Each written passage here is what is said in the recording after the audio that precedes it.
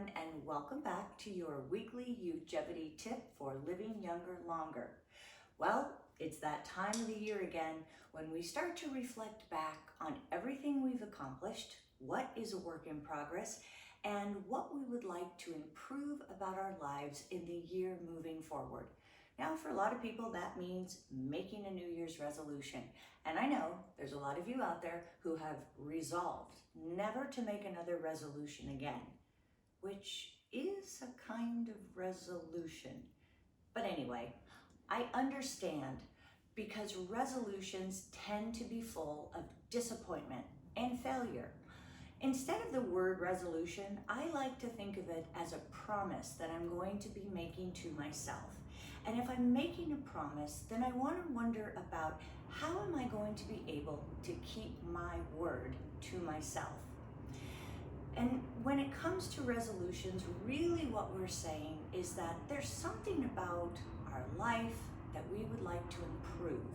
There's some different manifestation of our life that we would like to create.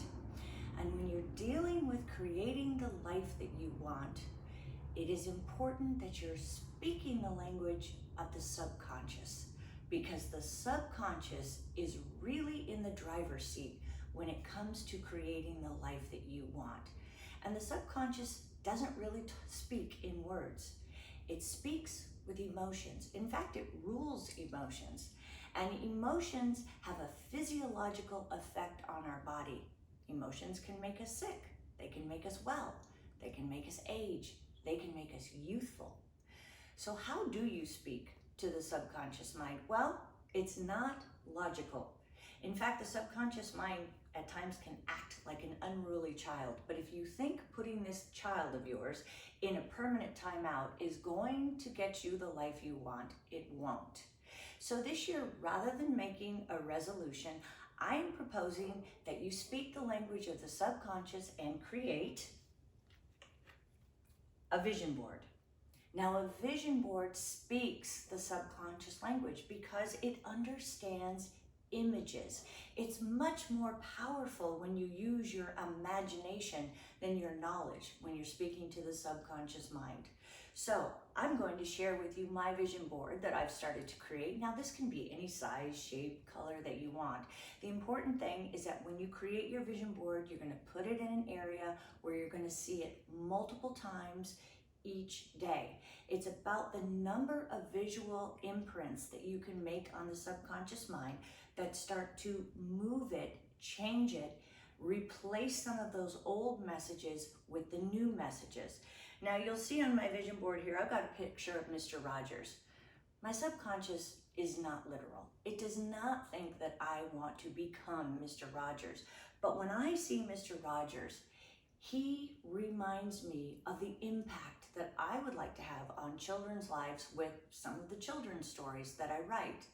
So when you're choosing your images, really let them speak to you from the heart. Let your emotions get stirred up. I've got a picture down here of Carrie Walsh, and that's because I'm absolutely passionate about beach volleyball.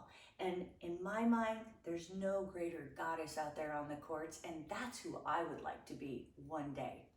So once you've put your vision board together, you can start to create the life that you want.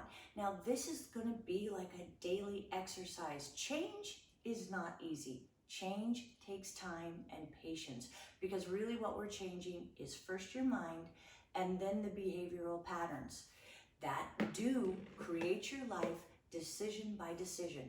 Now, if you want to learn more about how to create the life that you want in 2020, stay tuned to our next week's Youthgevity tip or sign up for our newsletter. And this month, you're also going to learn about the most frequently asked questions about one of our most popular surgeries, facelifts. You're going to learn about our microneedling special and hear something from Dr. Anton about what he does each year to make the holidays a little bit brighter. All right, everyone, until we meet again next week, live young.